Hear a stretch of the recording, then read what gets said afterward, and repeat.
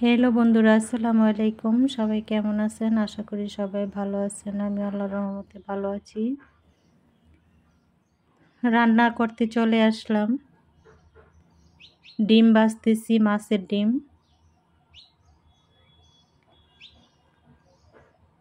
খুব সুন্দর হয়েছে মাছের ডিমগুলো, ভেজে নিচ্ছি, সাথে পেঁয়াজ ভাজা করব।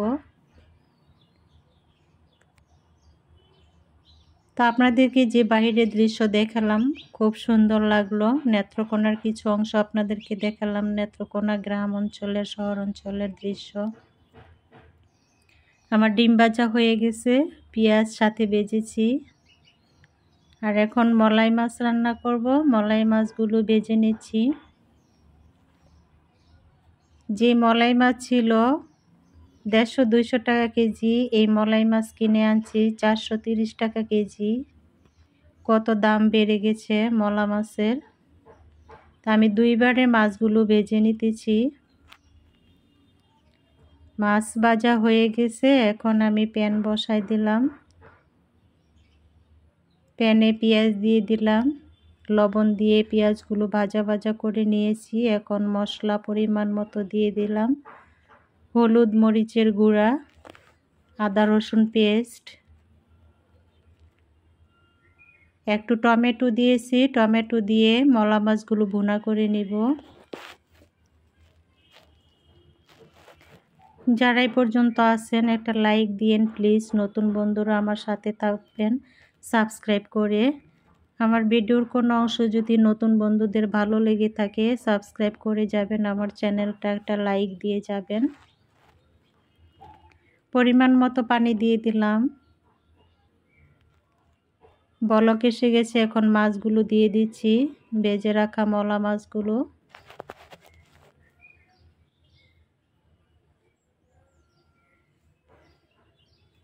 ফ্রিজে ফ্রোজেন করা টমেটো ছিল, সেই টমেটো দিয়ে আমি রান্না করতেছি।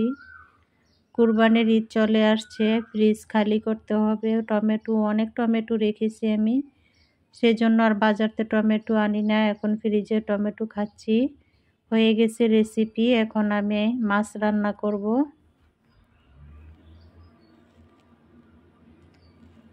এখানে কার্পু মাছ আমি ভেজে নিচ্ছি। মাছগুলো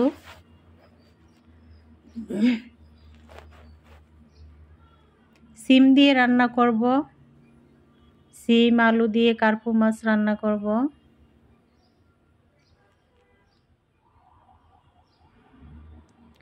মাছগুলো ভাজা হয়ে গেছে, প্যান বসাই দিলাম। প্যানে আমি পেঁয়াজ দিয়ে দিছি। আর যে আমার এই প্যানটা দেখতেছেন, কড়াইটা, এই কড়াইটা আমি গতকালকে পরিষ্কার করেছি। 3-4 বছরের কড়াই, অনেক কালো হয়েছিল। সেই কড়াইটা আমি পরিষ্কার করেছি। খুব কষ্ট হয়েছে, অনেক পরিশ্রম হয়েছে কড়াইটা পরিষ্কার করতে। তো তারপরও একটু একটু কালো আছে।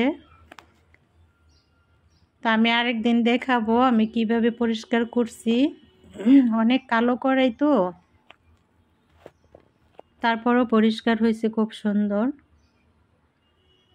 এই তো দেখেন, আমি আদা রসুন হলুদ মরিচ সব দিয়ে এখন আমি আলুগুলো দিয়ে দিলাম। আলুগুলো আগে কষায় নিতেছি, সাথে একটু টমেটো দিছি। আর সিম দিয়ে রান্না করব, ফ্রিজের ফ্রোজেন করা সিম। সিমগুলো খেয়ে নিতেছি, বেশি দিন রাখলে মজা লাগবে না। তা আলু কষানো হয়ে গেছে, এখন আমি সিমগুলো দিয়ে দিছি। ফ্রিজ থেকে নামিয়ে সিমগুলো ভালো করে ধুয়ে নিছি। এই তো সিমগুলো দিলাম, এখন কষায় নেব। আলু সিম একসাথে ভালো করে কষায় নিতেছি নাড়াচাড়া করে।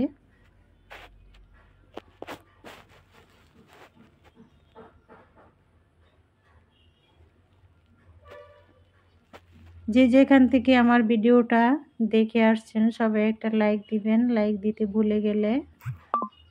আমার ভিডিওর কোনো অংশ যদি আপনাদের ভালো লেগে থাকে তাহলে আবারও বলছি আমাকে বন্ধু করে যাবেন, আমি সময় মতো ব্যাগ দিয়ে দিব। পুরনো বন্ধুরা তো আমার সাথে আছেন, থাকবেন। পরিমাণ মতো পানি দিয়ে দিচ্ছি।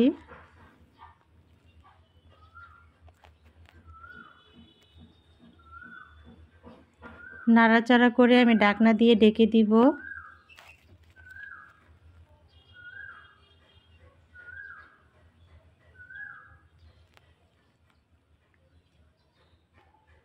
এই তো ঢাকনা দিয়ে ঢেকে দিয়েছিলাম অফ ক্যামেরায়। এখন ঢাকনা উঠিয়ে মাছগুলো দিয়ে দিতেছি, বলক এসে গেছে।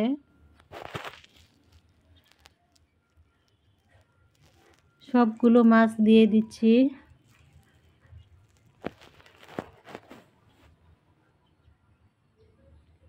আসলে আমাদের টাটকা শাকসবজি খেতে আর ফ্রিজের ফ্রোজেন কিছু খেতে স্বাদ কিন্তু আলাদা। তো সবাই ভালো থাকবেন, আল্লাহ হাফেজ।